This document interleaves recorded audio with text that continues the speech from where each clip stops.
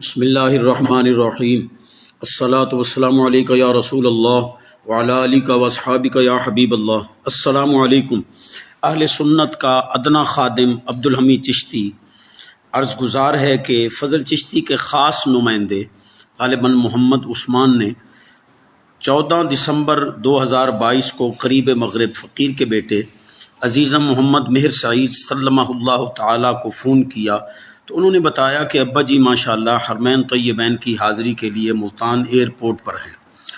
اس کے کچھ دیر بعد ہی سندری مولوی نے شب خون مارنے کی ناکام کوشش کرتے ہوئے 29 اکتوبر کے پیر بارو کریم علیہ رحمت کے عرس مبارک میں دہرائے گئے چیلنج قبول کرنے کا کلپ ریکارڈ کرا دیا۔ 15 دسمبر بعد نماز عشاء فقیر کے شاگرد قاری علیم شہزاد صاحب نے مکہ مکرمہ میں مجھے یہ کلپ سنایا۔ فقیر نے حسب سابق حضور صلی اللہ علیہ وسلم کی بارگاہ بے کس پناہ مدینہ منورہ سے ہی اس کا جواب دینا مناسب سمجھا۔ 17 دسمبر قریب مغرب مدینہ منورہ حاضری ہوئی۔ آج 18 دسمبر تقریباً صبح 8 بجے شار ابو امامہ پر واقع ہوٹل امل السادہ کے کمرہ نمبر 2 سے اللہ کے فضل و کرم سے جواب ریکارڈ کرا رہا ہوں۔ اس کے 3 حصے ہیں۔ نمبر 1، سندر مولوی کے چیلنج قبول کرنے کی حقیقت۔ نمبر 2، اس کی موجودہ گفتگو میں بکھلاہٹ۔ نمبر 3، اس مناظر کے مبلغ علم کی ایک جھلک۔ نمبر 1، چنانچہ وام بچرا اور مدینہ منورہ سے فقیر کا تقریباً یہی چیلنج تھا کہ 10 جید علماء اہل سنت کی موجودگی میں فریقین کی سوشل میڈیا پر تمام گفتگو سنائی جائے۔ بعدہ جو فیصلہ وہ فرماویں دونوں حضرات بمائے دستخطوں کے قبول کریں۔ فضل چشتی نے اس چیلنج کو قبول کرنے کے بعد راہ فرار اختیار کرتے ہوئے یہ شرط بڑھا دی کہ منصفین کل ما کی طلاق کی قسم اٹھائیں۔ فقیر نے کہا ایسے حلف کے ساتھ اپنے ہی صرف 5 فیصلے روانہ کر دو، لیکن سندری مولوی فبوہت الذی کفر کا مصداق بنا۔ اس کے بعد ادھر ادھر جلسوں میں بڑے مارتا رہا، لیکن الحمدللہ میدان میں آنے کی جرت نہ کر سکا۔ 2 مرتبہ کی شکست کی خفت مٹانے کے لیے 2 سال بعد لایانیاں مارنے کے لیے پھر میدان میں کود پڑا۔ اب بھی اگر ہمت اور اصول مناظرہ سے کچھ واقفیت ہے تو اپنے مطلوبہ ہمارے 60 سوالات اور تقریباً 4 اقساط لاجواب کا جواب حسب معمول جیسا کیسا بھی ہو دے۔ اگر دے دیا ہے تو نشاندہی کرے۔ بعدہ ہمارے مدینہ منورہ والے مقبول شما چیلنج کے مطابق مناظرہ کرے۔ ہم نوالہ ہم پیالہ کو چھوڑ کر 10 جید علماء اہل سنت کا بطور منصفین انتخاب، بقول شما ان سے کل ما کی طلاق کا حلف، شرائط مناظرہ اور تاریخ مناظرہ کا تعین، یزیدی حواریوں کے ساتھ یا اکیلے، یہ سب کچھ آپ پر چھوڑا۔ کیا یاد کرو گے کہ کسی خادم حسین نے کتنی ڈھیل دی؟ موضوع ہمارا ابتدا ہی سے یہی ہے کہ فضل چشتی گستاخ صحابہ و اہل بیت ہے۔ مقام مناظرہ فضل چشتی کا آبائی گاؤں۔ مقام مناظرہ کی مناسبت سے اجازت و سکورٹی کی تحریری ضمانت بمائے دستخط معززین علاقہ آپ پر لازم۔ اصول مناظرہ کے مطابق فضل چشتی ہمارے جوابات نہ دے سکا یا حسب معمول ادھر ادھر کی لایانیاں مارنے کی کوشش کی یا باصول خود اس کے کسی کارندے نے مداخلت کی کوشش کی، ان سب صورتوں میں اس کی ہی مقرر کردہ تاریخ آئندہ جمعرات 22 دسمبر کو عصر کے وقت تک خود بخود اس کی شکست مع ذلت شمار ہوگی۔ یاد رہے کہ اصول مناظرہ کے مقتضیات پورا کرانے کو راہ فرار سمجھنے والا ہی سب سے بڑا احمق ہوگا۔ نمبر 2، فضل چشتی کی بخلاہٹ۔ اصل بخلاہٹ تو خود فضل چشتی کے چہرے سے ہی نمایاں ہے۔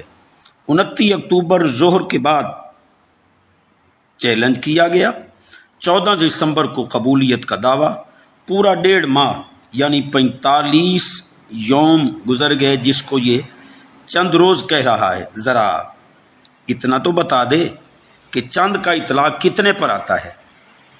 اس نے موضوع منتخب کیا مسئلہ یزید۔ افسوس، صد افسوس تیری بغیرتی کا پر کہ تجھے عظمت امام حسین رضی اللہ تعالیٰ عنہ موضوع بنانا نصیب نہ ہوا۔ اس کے بعد فضل چشتی یا اس کا کوئی حواری کس منہ سے کہہ سکتے ہیں کہ ہم حسینی ہیں؟ فقیر پر جھوٹا الزام لگایا کہ اس نے نازیبا اور بیہودہ الفاظ میں چیلنج کیا ہے، ورنہ بتائے کون سا لفظ بیہودہ اور نازیبا ہے؟ موضوع کو موضوع بولتا ہے۔ ملک امیر اقبال صاحب کا پورا نام نہ لے سکا، اجازت کو پہلے کھلی لگام بولا۔ فقیر کی گفتگو کے لیے نااہلی کا یقین کر کے بھی تقریباً سال سے زائد سوشل میڈیا پر اکثر لا حاصل گفتگو کرتا رہا۔ پھر بتائے کہ کیا حد سے تجاوز کرنے کے بعد اہلیت لوٹ آتی ہے کہ دوبارہ گفتگو کے لیے تیار ہے؟ مزید بخلاہٹ کہ اصول مناظرہ کے مطابق اتفاق رائے سے طے کیے جانے والے امور کو اپنے ہی حجرے میں بیٹھ کر خود ہی حتمی شکل دے دی کہ مقام مناظرہ پکھر ہے، عبدالحمید چشتی جیسے کیسے بھی ہو وہاں پہنچے ورنہ اس کی شکست ہوگی، جبکہ فقیر کی واپسی مدینہ منورہ سے انشاءاللہ العزیز 3 جنوری کو ہے، اور حضرت 22 دسمبر کو ہی میرے بکھر نہ پہنچنے پر شکست کا پروانہ دے کر مناظر اعظم بن رہے ہیں۔ مناظر ہوں تو ایسے کہ جن کو مناظرے کے ابتدائی اصول بھی یاد نہیں۔ یہ یزید کے حمایتی امام عالی مقام رضی اللہ تعالیٰ عنہ کے ادنیٰ ترین غلاموں سے مناظرہ کریں گے، جن کی تقریباً 2-3 منٹ کی گفتگو ہی مجموعہ اخلاط ہے۔ نمبر 3، فضل چشتی کے گستاخانہ مبلغ علم کی صرف ایک جھلک، جو قرآن کے مقابلے میں من گھڑت آیات بناتا ہو، جو حدیث پاک میں اپنے لفظ شامل کر کے تحریف کا مرتکب ہو، جس کو غیر منصرف کی صحیح تعریف ہی نہ آتی ہو، جس کو قدری جبری راویوں کی تمیز ہی نہ ہو، جو روافظ کی گستاخانہ روایات سے استدلال کرتا ہو، جو روایات کو محل نظر لکھ کر بھی ان سے استدلال کرتا ہو، جو بحث مسنات بالتقریر اور شکل عروسی کی وضاحت ہی نہ کر سکے، جس کو چیلنج کیا گیا ہو کہ کل ماہ کی طلاق کی قسم اٹھا کر صرف اتنا کہہ دے کہ مجھے ان کی تعریفیں آتی ہیں، پھر بھی جواب نہ دے،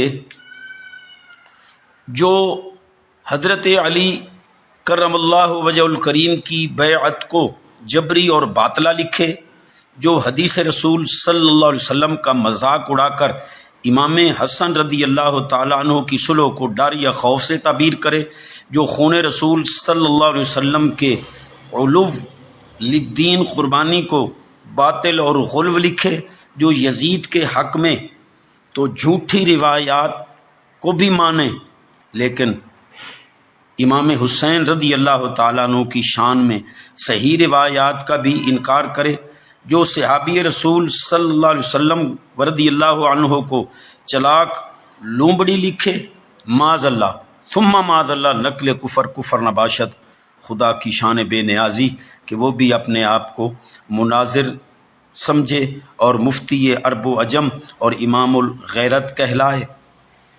تف ہے ان حواریوں پر جو ابھی بھی اس کے دام دلالت میں پھنسے ہوئے ہیں، اور قرآن کریم ان الذین یؤذون اللہ ورسولہ لعنہم اللہ فی الدنیا والآخرہ کا مصداق بننے سے گریز نہیں کر رہے۔ فضل چشتی حسب معمول پینترے نہ بدل، شعبدہ بازیاں نہ دکھا، عوام کی آنکھ میں دھول ڈالنے کی ناکام کوشش نہ کر۔ کوئی دم خم ہے تو علمی میدان میں جس میں نے تجھے جکڑ رکھا ہے اس سے نکل کر دکھا۔ بار بار کہہ چکا ہوں کہ بعدہ جس مسئلے پر جس طرح چاہو مناظرہ کر لینا۔ والسلام، عبدالحمید چشتی از مدینہ منورہ۔ ان بند